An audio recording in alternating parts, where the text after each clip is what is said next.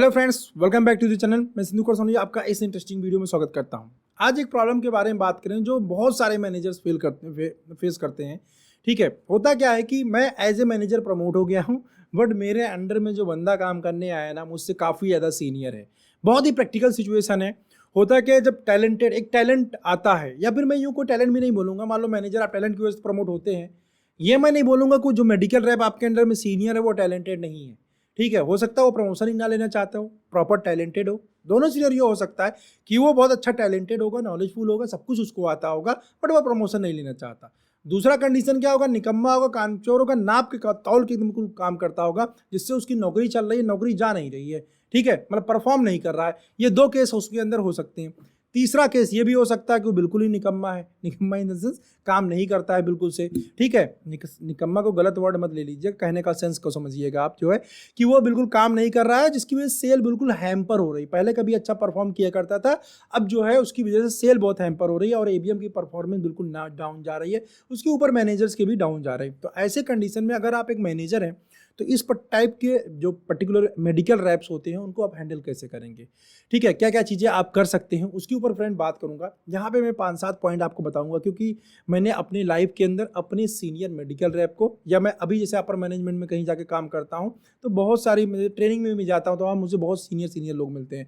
मतलब इतने सीनियर लोग मिलते हैं कि जो मुझसे शायद एज में डबल भी होंगे, और इवन दैट मुझसे बहुत सारे लोग कंसल्टेशन भी लेते हैं तो वो भी एज में काफ़ी ज़्यादा हायर होते हैं।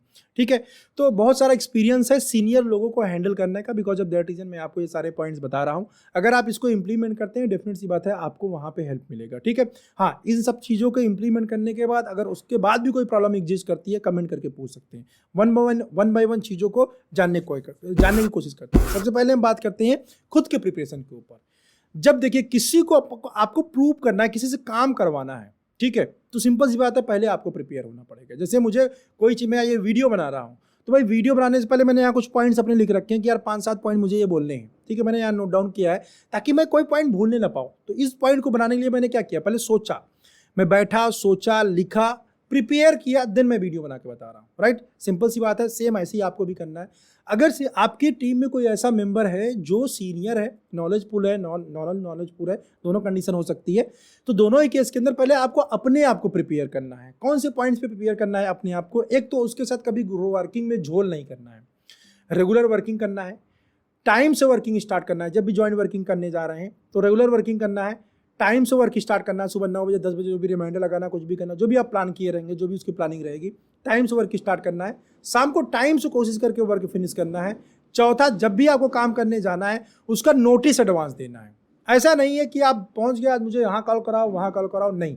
आप जिस दिन काम करने जाना है सीनियर बंदे के साथ, प्रॉपर उस दिन नोटिस दीजिए, मैं आपके साथ इस दिन काम करने आऊँगा, इस डेट में आपके साथ काम करूँगा, इस डेट्स में इस डॉक्टर को मिलूंगा। मतलब आपका हर दिन का 4-5 फोकस डॉक्टर प्लान होना चाहिए कि भाई इस तारीख में, मैं 10 दिन पहले आप नोटिस दीजिए कि इस दिन मैं काम करने आऊँगा, इन डॉक्टर्स को मिलूंगा, और इनका अपॉइंटमेंट आप लेके रखना और मुझे कंफर्म कर दो ये मिलेंगे या नहीं मिलेंगे।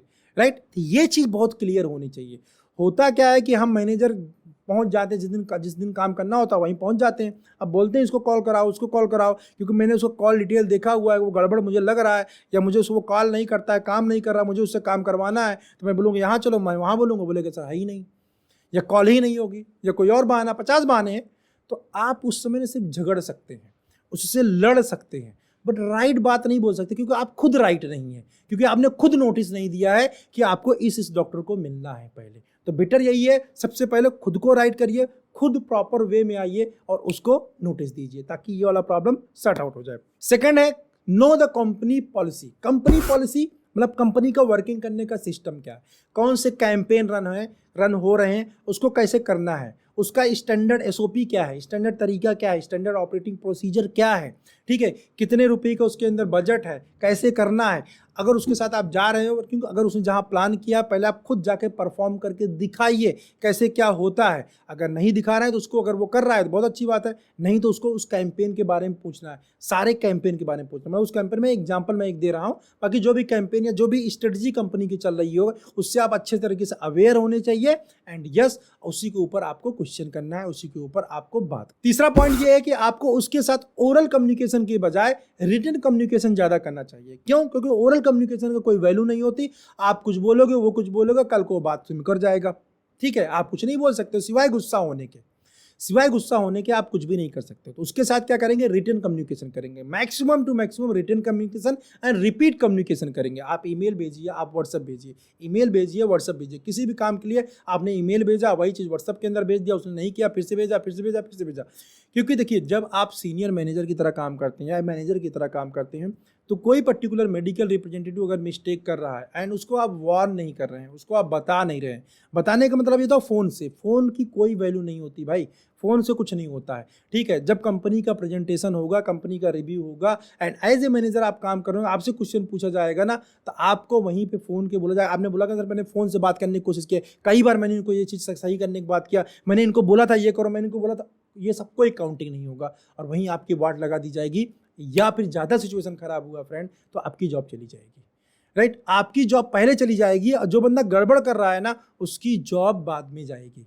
ये हमेशा याद रखिए, मैनेजर पोजीशन के अंदर आपको दो काम करने होते हैं। एक तो अपने टीममेट्स की जॉब बचानी होती है, प्लस अपनी भी जॉब बचानी होती है। अपनी जॉब रहेगी तभी टीममेट्स की जॉब आप बचा पाएंगे। ठीक है, और अपनी जॉब बचाने के लिए आपको क्या करना पड़ेगा? रिटन कम्युनिकेशन करना पड़ेगा। मीन्स आपका चीज़ सही होनी चाहिए, आप गलत नहीं प्रूव होने चाहिए किसी भी कंडीशन के अंदर। अगर आप सही हैं तो कंपनी उस चीज़ को कंसीडर करती है। राइट, कहने का ओवरऑल मतलब यह है कि रिटन कम्युनिकेशन करिए जम के। इसके बाद नेक्स्ट पॉइंट की बात करें तो जो इस टाइप के कैंडिडेट होते हैं, जो सीनियर होते हैं, जो आपकी बात कहना नहीं मान रहे होते हैं, ठीक है, जिसको हैंडल करने में प्रॉब्लम होती है, उनके साथ ईगो का इशू आता है।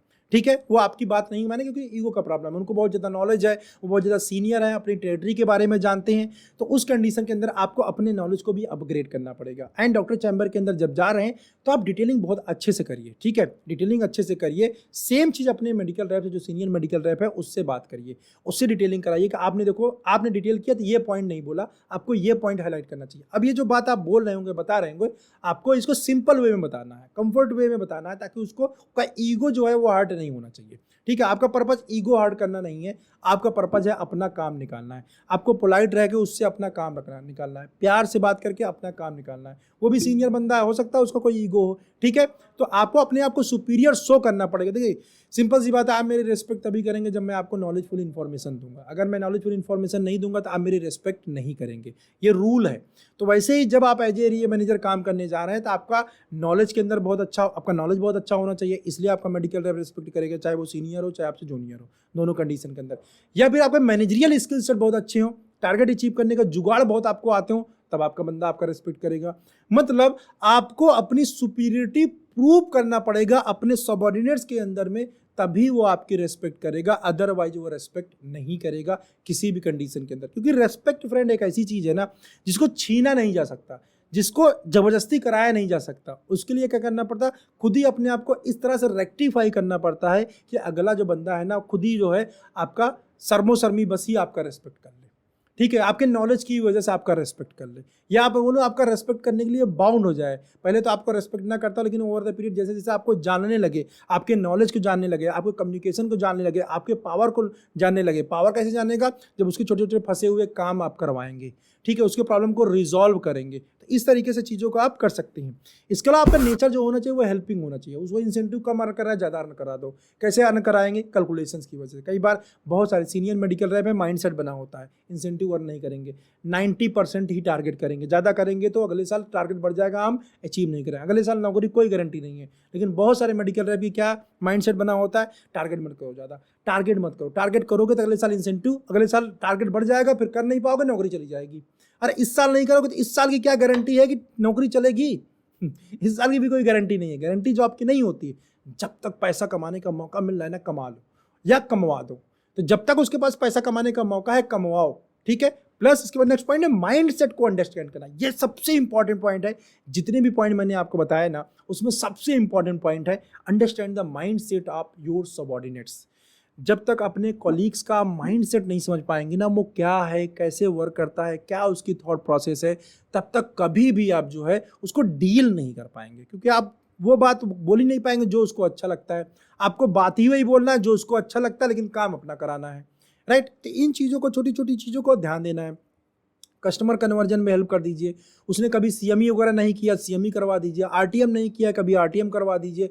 राउंड टेबल मीटिंग जिसको बोलते हैं, या इस टाइप की कोई एक्टिविटीज़ कभी नहीं हुई उस हेडक्वार्टर के अंदर, वहाँ करवा दीजिए। मतलब ऐसी चीज़ें करवा दीजिए जो वो खुद नहीं कर पा रहा है, उसके ऐसे प्रॉब्लम सॉल्व कर दीजिए जो वो खुद नहीं कर पा रहा है। तो इसके लिए आपको माइंडसेट समझना पड़ेगा, प्लस उस पर्टिकुलर पर्सन को समझना पड़ेगा। देन ये टाइम पीरियड लगेगा, 4 से 5 महीने जा सकता है इस पूरे प्रोसेस जो मैंने आपको बताया, या कम टाइम भी लग सकता है। जितनी जल्दी मैंने जो सारे स्टेप्स मैंने आपको बताए हैं, अगर इसको इम्प्लीमेंट करेंगे तो आप अच्छी तरीके से, जो भी आपसे सीनियर बंदा है, चाहे आपके सेकंड लाइन मैनेजर हो, चाहे आपके सबऑर्डिनेट्स हो, दोनों ही केस में आप काम करवा सकते हैं। मेरा अपना एक्सपीरियंस है फ्रेंड। मेरे सीनियर्स भी मेरे पास खुद काम करवाने के लिए कई बार फ़ोन किए हैं ड्यूरिंग वर्किंग, डिफरेंट वर्क लिए। मैंने अपने सीनियर के लिए बहुत सारा काम किया है, ठीक है। उन्होंने कहा है मुझे काम करने के लिए, इसलिए कि मैं ईगो था, मुझे आता था, उस बात को वो एडमायर करते थे, बिकॉज ऑफ दैट रीज़न वो मुझे काम के लिए बोलते थे, ठीक है। वैसे ही मेरे बहुत सारे सीनियर भी मेरे साथ में काम किए हुए हैं। मतलब मैं मैनेजर था तो मेरे अंडर में सीनियर मेडिकल रेप्स ने काम किया है, जिनके अपने ईगो थे, जो अपने आप को बहुत बड़ा समझते थे, लेकिन ओवर द पीरियड क्या हुआ, वो भी सरेंडर हो गए और एक स्मूथ वर्किंग में हमने काम किया है, राइट। इस टाइप की चीज़ें हुई हैं मेरे अंडर में, और अभी भी मैं बहुत सारे टाइप के लोगों को हैंडल करता रहता हूँ, इसलिए मैं आपको एक्सपीरियंस बता रहा हूँ, ठीक है। जब तक आप हेल्पिंग नेचर डेवलप नहीं करेंगे तब तक बात नहीं बनेगी। लेकिन हेल्पिंग नेचर डेवलप करने का मतलब ये नहीं होता हम झुक जाए, नहीं, झुकना नहीं है। आपको नेचर डेवलप करना है और जो पर्टिकुलर प्रॉब्लम है उसको अंडरस्टैंड करना है और उसके हिसाब से एक्शन भी लेना है, ठीक है।